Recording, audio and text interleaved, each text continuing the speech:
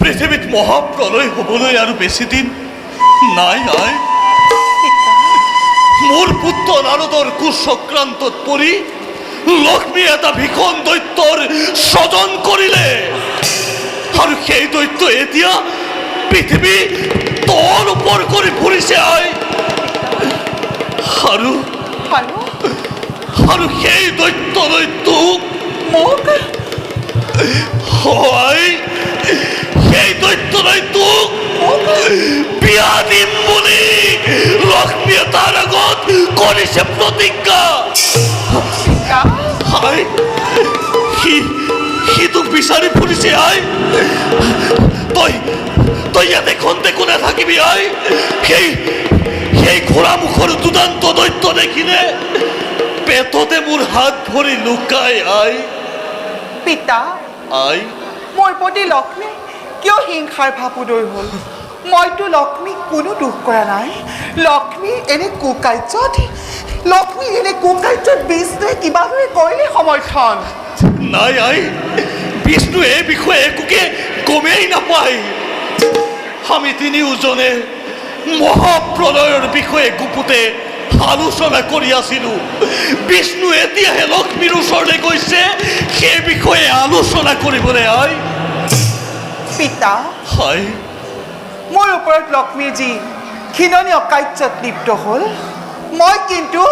সহ্য কৰি নাথাকিম পিতা পিতা মই যদি তোমাৰ কন্যা সৰস্বতী হওঁ চাবা পিতা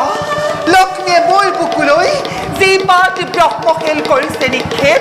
সেই পাতশীল মই পুনৰ লক্ষ্মীৰ বুকুলৈ উভতাই পঠাম তেতিয়া লক্ষ্মীয়ে বুজিব এই জগতত লক্ষ্মী শ্ৰেষ্ঠনে এই সৰস্বতী শ্ৰেষ্ঠ নাই সেইবোৰ কৰিবলৈ মুঠেই সময় নাই দৈত্যই তোক বিবাহ কৰোৱাৰ লগতে মোৰ সমস্ত জ্ঞান ভাণ্ডাৰ হৰণ কৰি লৈ যাব পিতা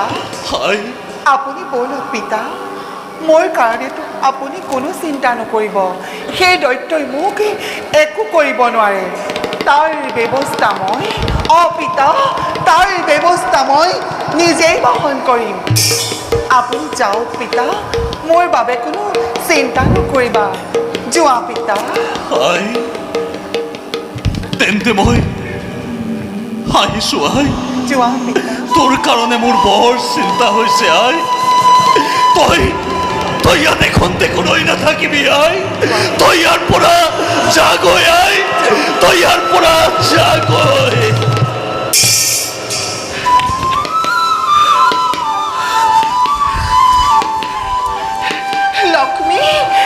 লক্ষ্মী তুমি বিষ্ণুৰ পত্নী বুলি গৰ্বতে যি ধৰ্ম কাৰ্য পাহৰি গৈছা সেই দৈত্যলৈ বিবাহৰ প্ৰস্তাৱ দি আজি তুমি মোক এই জগতবাসীৰ ওচৰত সেৱা জ্ঞান কৰাইছা এই সৰস্বতী ইমানো বুদ্ধিহীনা নাৰী নহয় যে তোমাৰ ইংগিত মতে সকলো কাম কৰি যাব। চাওঁ বাৰু লক্ষ্মী, তুমি মোক সেই দৈত্যলৈ কেনেকৈ বিয়া দিয়া।